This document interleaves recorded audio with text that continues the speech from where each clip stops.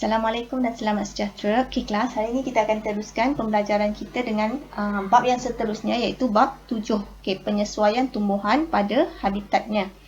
Okay, sebelum tu kita tengok dahulu standard pembelajaran. Okay, yang pertama, mengelaskan tumbuhan berdasarkan habitat. Okay, yang kedua, menerangkan ciri penyesuaian hydrofit, halofit dan xerofit dari 4 aspek. Okay, yang pertama, pengambilan air dan garam mineral. Okay, yang kedua, pertukaran gas. Yang ketiga, sokongan. Dan yang keempat adalah fotosintesis. Okay, seperti yang cikgu cakap tadi, tumbuhan kita boleh kelaskan kepada kelas-kelas tertentu berdasarkan habitatnya. Okay, yang pertama adalah tumbuhan halofit. Okay, tumbuhan halofit ni adalah tumbuhan yang tinggal di kawasan yang berpaya. Okay, seperti di muara sungai, di mana berlaku pertembungan air tawar dan air laut.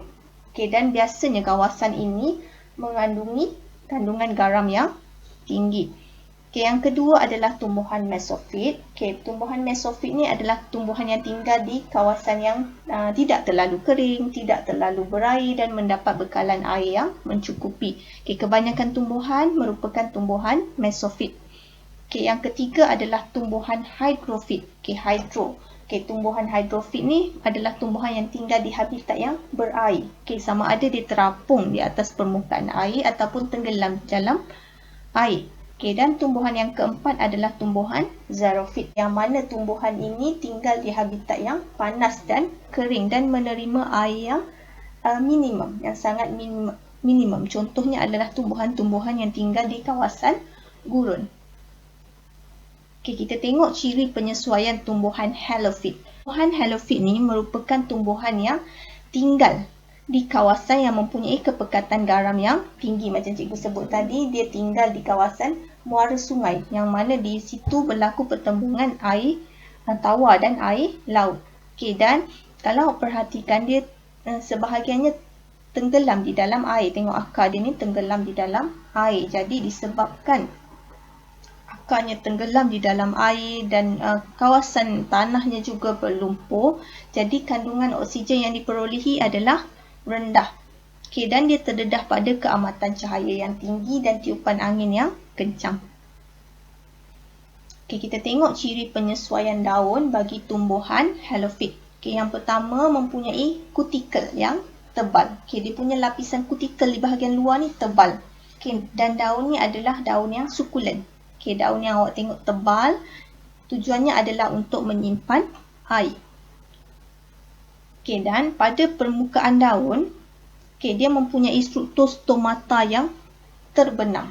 Okay, tujuannya adalah untuk mengurangkan kadar transpirasi.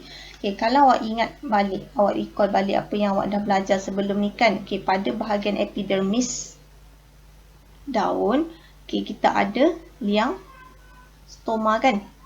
Okay, dan liang stoma tu berada di bahagian epidermis daun.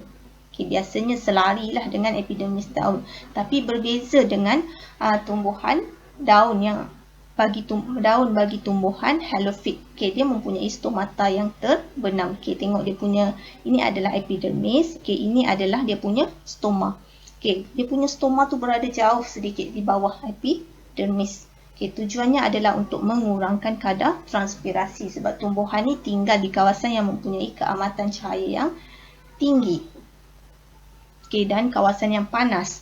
Okay, selain daripada tu,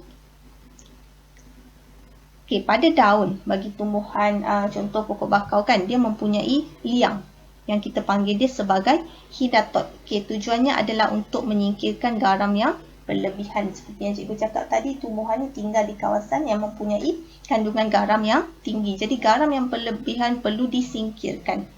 Okay, daun yang tua dapat menyimpan garam. Okay, dan lama kelamaan dia akan gugur apabila kepekatan garam yang disimpan terlalu banyak. Okay, kita tengok pula penyesuaian akar. Okay, dia mempunyai akar yang bercabang luas. Kalau perhatikan bentuk akar ni kan, okay, akar dia tersebar. Okay, dan bercabang-cabang luas. Okay, dan mempunyai pelbagai bentuk dan saiz. Okay, tujuannya adalah untuk memberi sokongan sebab tumbuhan ni tinggal di kawasan yang mempunyai tanah yang lembut dan berlumpur. Jadi, struktur akar ini membantu memberi sokongan bagi mengelakkan tumbuhan ini tumbang apabila ditiup angin yang kencang. Okey, selain daripada tu, kalau awak perhatikan pada bahagian tanah ni kan, awak nampak struktur macam ranting yang tercacak ni kan. Okey, ini sebenarnya akar. Okey, dia mempunyai pada tumbuhan halofit ni, dia mempunyai ratusan akar pernafasan. Okey, awak nampak macam ranting yang tercacak. Ini adalah akar. Okey, ini merupakan akar pernafasan ataupun kita panggil dia pneumatophore. Okey, yang tumbuh tegak di permukaan tanah. Okey, selain daripada tu, pada struktur akar itu sendiri mempunyai banyak liang. Okey, yang kita panggil dia sebagai lenticel. Okey, kalau awak tengok ini adalah pneumatophore. Okey, pneumatophore ni kita besarkan. Okey, kita nampak dia ada liang-liang. Liang ni merupakan struktur yang membantu pertukaran gas pada akar ini. Okey, selain daripada tu, subsel akar bagi tumbuhan halofit ni mempunyai kandungan garam yang tinggi berbanding dengan air laut. Okey, jadi keadaan ini akan membantu untuk mengelakkan kehilangan air berlaku secara osmosis pada akar tumbuhan ini. Okey, dan pokok bakau ni dia memperolehi air dan garam mineral melalui air laut yang memasuki akar. Okey, cikgu nak lukis sikit. Okey, ini contohlah Okey, ini adalah sel akar. Okey, bagi tumbuhan halofit. Okey, subsel akar pada tumbuhan halofit ni dia lebih hypertonik berbanding dengan air laut yang berada di persekitarannya. Okey, jadi air dari persekitaran masih dapat masuk ke dalam sel secara osmosis. Okey, dengan cara ni tumbuhan ini akan mendapat air dan garam mineral. Okey, next kita tengok ciri penyesuaian tumbuhan hydrofit. Okey, tumbuhan hydrofit macam cikgu sebut tadi, dia punya habitat adalah kawasan yang berair. Okey, sama ada dia terapung atau tenggelam di dalam air. Okey, kita tengok ciri penyesuaian akar. Okey, yang pertama mempunyai akar serabut yang halus. Kalau perhatikan pokok keladi bunting ni kan. Okey, dia punya akar halus-halus. Okey, tujuannya adalah untuk menyediakan luas permukaan yang besar untuk memerangkap gelembung udara bagi menjadikan tumbuhan ni lebih stabil dan ringan. Okey, dengan adanya akar yang halus-halus ni, okey, dia akan dapat perangkap gelembung-gelembung udara. Jadi tumbuhan ni akan jadi lebih ringan dan stabil untuk terapung. Okey, dan untuk penyesuaian bagi daun pada tumbuhan yang terapung ini. Okey, dia mempunyai daun yang nipis, lebar dan rata. Okey, tujuannya adalah untuk membolehkan cahaya matahari dapat diserap secara maksimum bagi tumbuhan ini menjalankan fotosintesis. Okey, yang kedua, stomata, dia berada di bahagian epidermis atas daun. Okey, kalau perhatikan pada permukaan daun ni dia berkilat kan. Okey, pada permukaan daun ni dilapisi oleh kutikel berlilin. Okey, tujuannya adalah untuk mengelakkan kehilangan air dan memastikan stomata ni sentiasa terbuka supaya pertukaran gas dapat berlaku. Okey, dan batang bagi tumbuhan hydrofit. Okey, dia terdiri daripada tisu erenkima. Okey, tisu erenkima ni dia banyak ruang udara. Okey, memberikan struktur yang ringan untuk membolehkan tumbuhan ini terapung.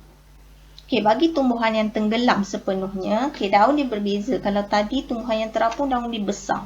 Okey, bagi tumbuhan yang tenggelam, okey, daunnya nipis dan kecil. Okey, tujuannya adalah untuk meningkatkan jumlah luas permukaan perisi padu.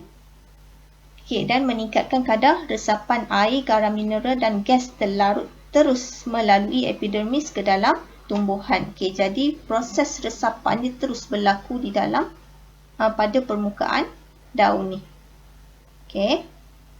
Okey, dan pada tumbuhan yang tenggelam ni dia tak ada stomata. Pada daunnya tiada stomata dan dia tidak mempunyai kutikel berlilin. Okey, sebab dia dah memang tinggal dalam air, jadi tak risaulah untuk mengalami kehilangan air. Jadi tak perlukan struktur kutikel berlilin.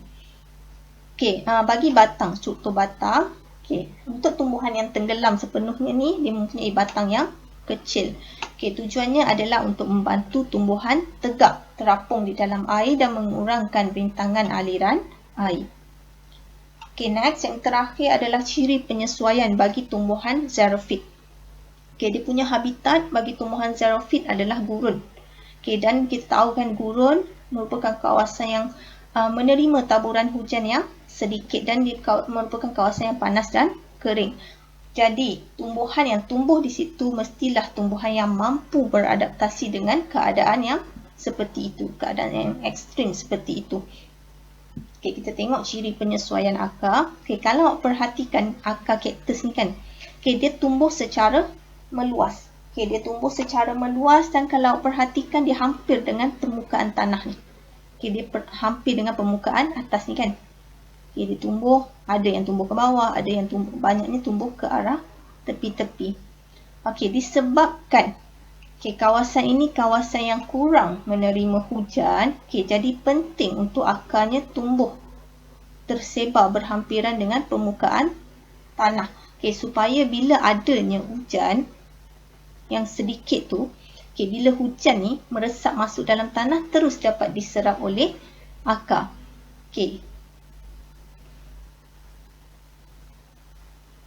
Kita tengok pula ciri penyesuaian daun dan batang. Batang bagi tumbuhan yang tinggal di kawasan yang panas macam ni, contohnya kaktus kan. Batangnya awak tengok dia warna hijau kan. Dia boleh menjalankan fotosintesis. Dan batang dan daun dia mempunyai kutikel yang tebal dan berlilin. Kutikel tebal berlilin untuk mengelakkan kehilangan air dan daunnya pun kecil-kecil. Kalau bagi kaktus yang ada daun, daunnya kecil. Ada juga setengah tumbuhan macam kaktus ni kan. Dia tak ada daun tapi daun tu terubah suai menjadi duri. Tujuannya adalah untuk mengurangkan jumlah permukaan terdedah pada matahari. Jadi bila kurang jumlah permukaan yang terdedah pada matahari, kuranglah kehilangan air berlaku. Dan selain daripada tu, duri ini penting juga untuk membantu mengumpul embun. Kalau perhatikan dalam gambar rajah ni kan, bila waktu malam kan penyejatan berlaku, akan terbentuknya embun. Embun ni tadi akan berkumpul pada duri-duri ni. Dan secara tidak langsung dia membantu membekalkan air kepada kaktus. Embun yang menitis di atas tanah akan terus dapat diserap oleh akar. Dan kepentingan duri yang seterusnya adalah untuk mengelakkan tumbuhan ini dimakan oleh haiwan. Bagi mengekalkan kemandirian tumbuhan ini juga. Seterusnya, ciri penyesuaian daun yang seterusnya, dia mempunyai stoma yang terbenam. Macam tumbuhan halophyte tadi. Dia mempunyai struktur stoma yang sedikit ke dalam. Tujuannya adalah untuk mengurangkan penyejatan air sebab dia tinggal di kawasan yang panas. Jadi itu sahaja untuk hari ini. Sebagai tugasan latihan, cikgu nak awak siapkan praktis formatif 7.1, soalan 1 dan 2 dan praktis summatif 7. Jadi itu sahaja untuk hari ini. Terima kasih.